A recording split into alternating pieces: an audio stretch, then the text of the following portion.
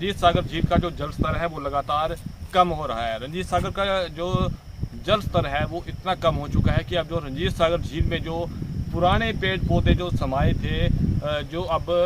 बिना पत्तों के हैं, और ये सामने देख सकते हैं जो पेड़ पौधे हैं, यहाँ कल तक ये पेड़ पौधे नहीं दिखते थे रंजीत सागर झील में। झील का जलाशय इनसे ऊपर था और अब लेवल कितना कम हो चुका है ये आप इस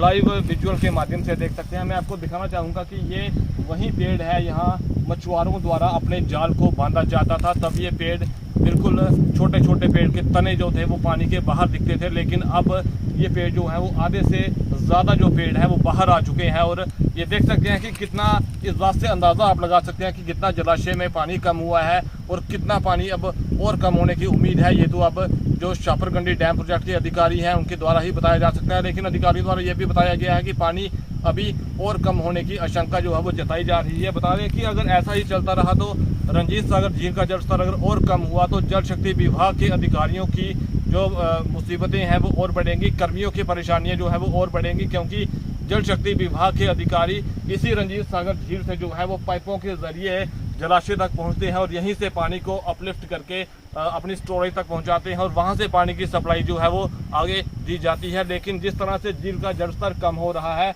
अब एक बड़ा जल संकट जो है वो हम कह सकते हैं कि आने वाले समय में उसकी आशंका जताई जा रही है, क्योंकि बारिश भी अभी नहीं हो रही है और पानी भी अभी जब तक जो है वो नहीं छोड़ा गया है। इससे पहले मैं अगर बात करूं मंडला इलाके की, तो रहन मंडला इलाके में जो फ्लोटिंग स्ट्रक्चर है वो सूखे पर आ गया है और वहाँ पानी की सप्लाई जो है वो नल के ज़रिए बंद हो चुकी है और वहाँ टैंकरों के ज़रिए जो है वो पानी दिया जा रहा है। यहाँ भी मैं अगर बात करूँ झील के पानी की, तो करीब 150 फुट के करीब जो जल स्तर है वो कम हो चुका है। और ये सामने देख सकते हैं, ये सामने इस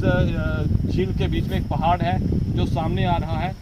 और इसी बात से अंदाज़ा लगाया जा सकता है कि जिस तरह से ये पेड़ बाहर आ रहे हैं कि कितना जल स्तर जो है वो कम हो चुका है और आने वाले समय में कहीं ना कहीं पानी का संकट जो है वो बसोहली क्षेत्र और आसपास के इलाकों में गहरा सकता है, क्योंकि ग्रेविटी के बाद रंजीत सागर झील का जलाशय ही एकमात्र ऐसा सहारा है यहाँ से लोगों को नल के ज़रिए पानी जो है वो जल शक्ति विभाग देता है। और आप लोग अंदाज़ा लगा सकते हैं कि जिस तरह से लगातार पानी कम हो रहा है, ये पहली बार है कि इस तरह के इतने विशाल वृक्ष के तने जो है वो पानी के बाहर आए हैं। पहले भी होता था, लेकिन पहले कम पानी जो है वो जल स्तर होता था, लेकिन अब रिकॉर्ड तोड़ रहा है। सारा जो पिछले वर्षों के रिकॉर्ड है वो टूट रहे हैं और इसी के कारण